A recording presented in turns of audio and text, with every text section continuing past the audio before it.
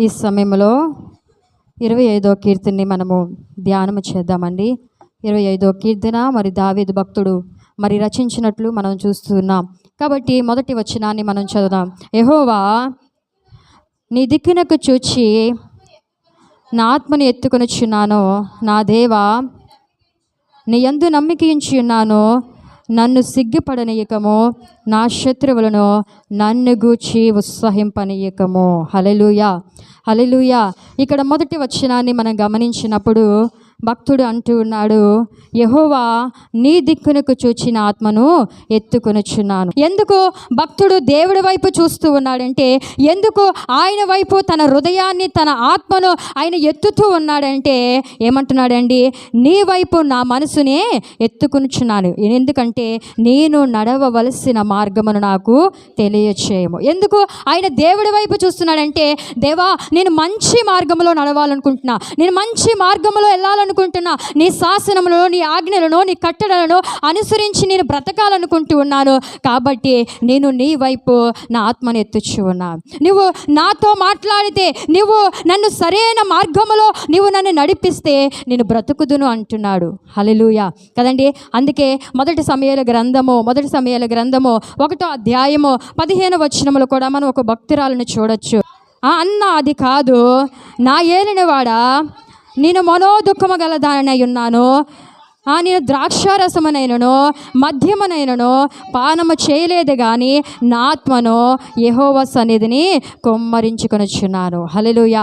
ఇక్కడ అన్న అనే ఒక స్త్రీ మనకు కనబడుతుంది. తనకి వేదన కలిగినప్పుడు, తనకు బాధ కలిగినప్పుడు, తన జీవితంలో సంతానము లేనప్పుడు ఆమె దేవుడి సన్నిధికి వెళ్ళి కదండి తన ఆత్మను ఏం చేస్తుంది, దేవుడి సన్నిధిలో కొమ్మరిస్తూ ఉన్నది.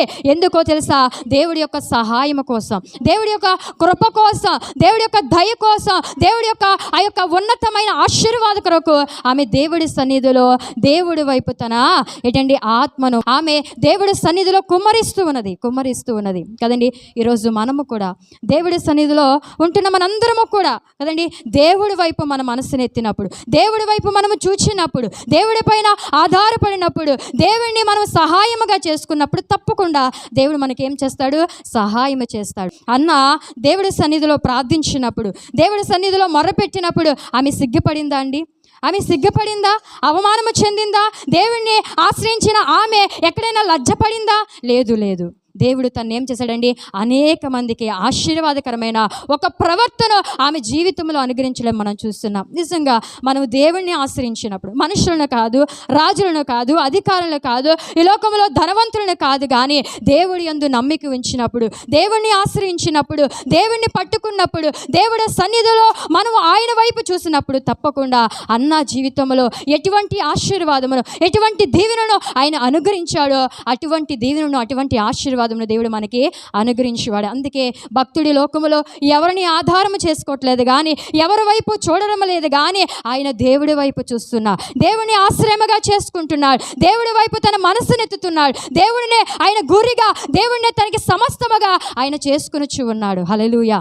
ఈరోజు మనము కూడా దేవుడి సన్నిధిలో అలాగా దేవుడి వైపు చూసినప్పుడు దేవుడు ఎంత మాత్రం మనల్ని సిగ్గుపడనేయడు. అందుకే 22వ అధ్యాయము 5వ వచనాలు చదువుదామండి.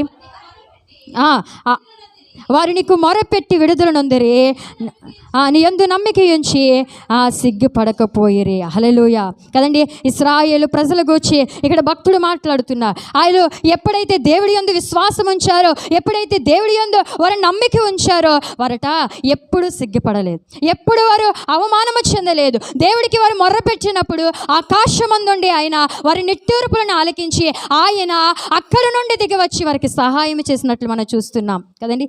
ఈరోజు మనము కూడా ఎటువంటి స్థితిలో ఉన్నా, ఎటువంటి పరిస్థితిలో ఉన్నా మనము దేవుణ్ణి ఆశ్రయించినప్పుడు, దేవుడి యందు నమ్మిక ఉంచినప్పుడు కదండి. అందుకే అంటాడు అబ్రహాము, దేవుని నమ్ముట అది నాకు నీతిగా అనిపిస్తుంది అంటున్నాడు అబ్రహాం కదండి. ఈరోజు మనము కూడా దేవుడి యందు మనము విశ్వాసం ఉంచినప్పుడు, దేవుడి యందు నమ్మిక ఉంచినప్పుడు అబ్రహాము సిగ్గుపడలేదు, అబ్రహాము నవ్వుల పాలవ్వలేదు, కానీ దేవుడు తనకి ఆశీర్వాదమైన కుమారును ఇచ్చాడు. అంతేకాకుండా దేవుడు ఆకాశ నక్షత్రం వలె, ఇసుక రేణుల వలె తన సంతానాన్ని విస్తరింపజేశాడు, తన్ని అనేక మంది జనములకు ఒక తండ్రిగా చేశాడు. ఎంతో ఆశీర్వాదకరముగా, ఎంతో దీవెనకరముగా దేవుడు తను చేసి ఉన్నాడు. హల్లెలూయా.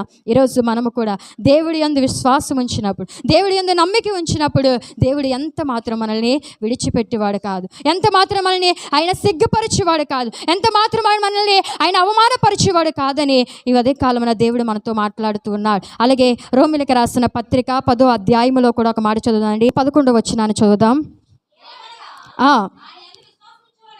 ఆయన యందు విశ్వాసముంచి వాడెవడునో సిగ్గుపడడని లేఖనములో చెప్పుచున్నది. హల్లెలూయా. ఎవరైతే ఆయన యందు విశ్వాసం ఉంచుతారో, ఎవరైతే ఆయన యందు నమ్మిక వస్తారో ఎవ్వరు కూడా సిగ్గుపడరు అని దేవుడి వాక్యం సెలవిస్తుంది.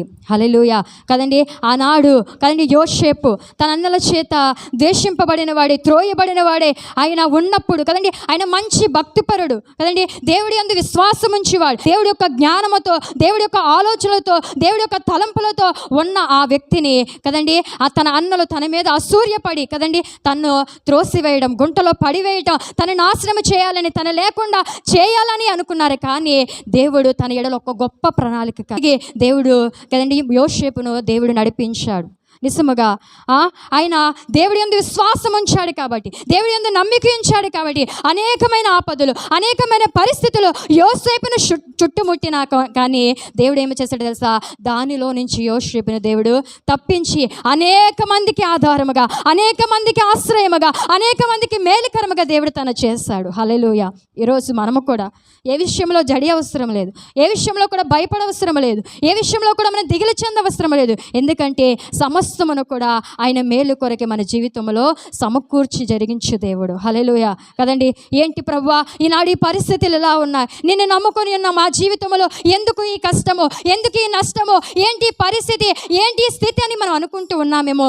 అయితే మనము నమ్మిన దేవుడు నమ్మదగినవాడు కదండి, మనము నమ్మిన దేవుడు నమ్మదగినవాడు. ఈ లోకంలో ఎవరు కూడా నమ్మదగిన వారు కాకపోవచ్చు, కానీ నేను నమ్మిన దేవుడు నమ్మకమైన వాడు, ఆయన విడవని ఎడబాయిన దేవుడు. అందుకే అంటున్నాడు, నిన్ను కాపాడువాడు కొనకొడు నిద్రపోడు, నిన్ను రక్షించేవాడు, నీకు విడుదలనిచ్చేవాడు, నీకు విమోచననిచ్చేవాడు ఆయన ఎల్లప్పుడూ కూడా కదండి ఏ జనముకి, ఏ తరములో, ఆయన ఏ స్థితిలో కూడా లేనట్టు ఆయన నీకు నాకు అంత సమీపముగా ఉన్న దేవుడు. హల్లెలూయా.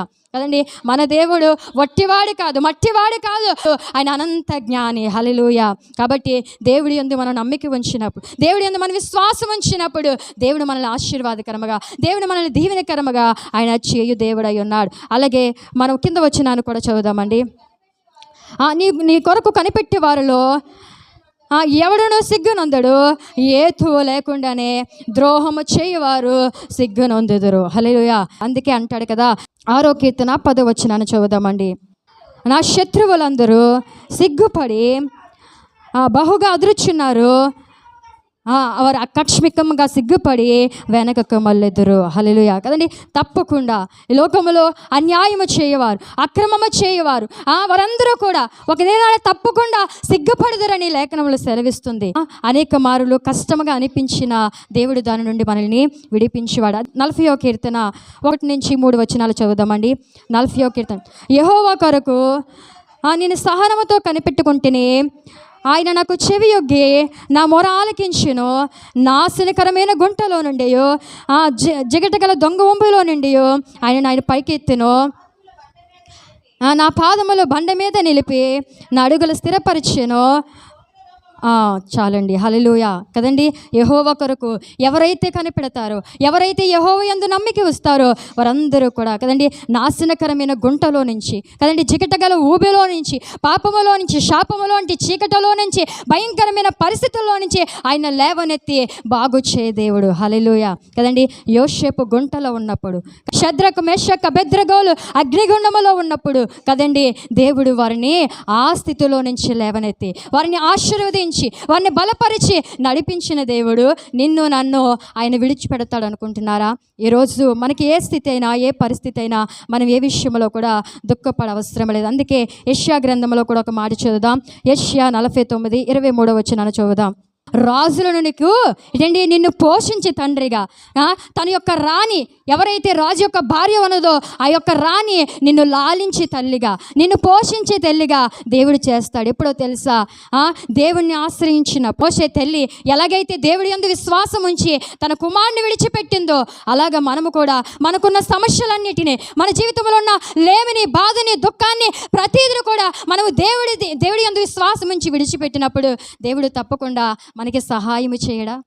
దేవుడు మనల్ని విడిచిపెడతాడా? ఈ లోకంలో ఎవరైనా విడిచిపెట్టచ్చు కదండి.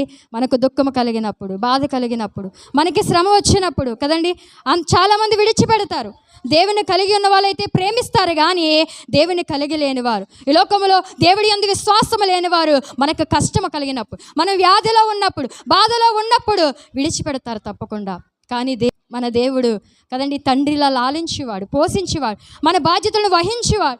ఈ లోకంలో ఎవరు కూడా మనం ఊహించుకోలేం. ఆయన ప్రేమ ఉన్నతమైనది, ఆయన ప్రేమ విలువైనది, ఆయన ప్రేమలో ఎటువంటి స్వార్థము, ఎటువంటి కపటము, ఎటువంటిది లేనిది. హేతువు లేకునే ఆయన మనల్ని ప్రేమించుచూ ఉన్నాడు. హల్లెలూయా. అటువంటి దేవుడి యందు మన విశ్వాసం ఉంచినప్పుడు, అటువంటి దేవుడి యందు మన నమ్మిక ఉంచినప్పుడు ఆయన విడిచిపెడతాడా? తప్పకుండా విడిచిపెట్టాడు. ఇవన్నీ నా అనుభవాలు, ఇవన్నీ కూడా దేవుడు నా జీవితంలో చేసిన కార్యములు. ఇవన్నీ కూడా నన్ను ఏ స్థితిలో కూడా నా దేవుడు విడిచిపెట్టలేదు. ఎప్పుడు కూడా నా దేవుడు నన్ను మర్చిపోలేదు. నిశ్చయంగా నేను చెప్తున్నాను, తప్పకుండా దేవుడు అందరి ఎడల ఆయన కదండి మంచివారిపైన, చెడ్డవారిపైన ఆయన సూర్యుని ఉదయింపజేస్తున్నారు. నీతిమంతుల మీద, అవినీతిమంతుల మీద ఆయన వర్షాన్ని కురిపిస్తూ ఉన్నారు. ఆయన ఎటువంటి కదండి స్వార్థము లేనివాడు, ఎటువంటి ఆ పక్షపాతము లేనివాడని దేవుడి వాక్యం సెలవిస్తున్నది. హల్లెలూయా. కాబట్టి ఈరోజు దేవుడి మాటలు వింటున్నా మనందరము కూడా దేవుడి యందు నమ్మిక ఉంచండి, దేవుడి యందు విశ్వాసం ఉంచండి. దేవుడు తప్పకుండా సహాయం చేస్తాడు. తప్పకుండా ఆయన నీకు నాకు విడుదలనిస్తాడు.